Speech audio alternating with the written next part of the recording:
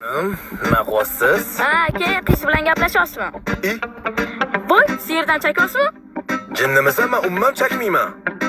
Bilib qoldim aka, siz chakasiz. Ko'p qizi bilan gaplashasiz. Ora-chorada nos ham o'tib turasiz. Hamma uxlaganda ko'chaga chiqib ketasiz. Xabar topsinlarmi bunda adam oyim sizga ishonib kelishgan. Ular har doim bilib qolishsa ishonchdan chiqib ketasiz.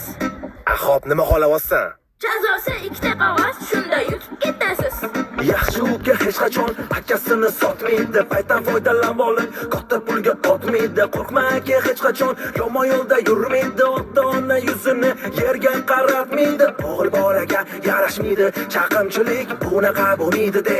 Aka ukachilik kerak bo'lsa sen uchun jonimni ham beraman. Mayli senga ertaga bitta iPhone olib beraman. Uzr aka. Borib uyga kir. Kutib qolmadingizmi jonim? Hozir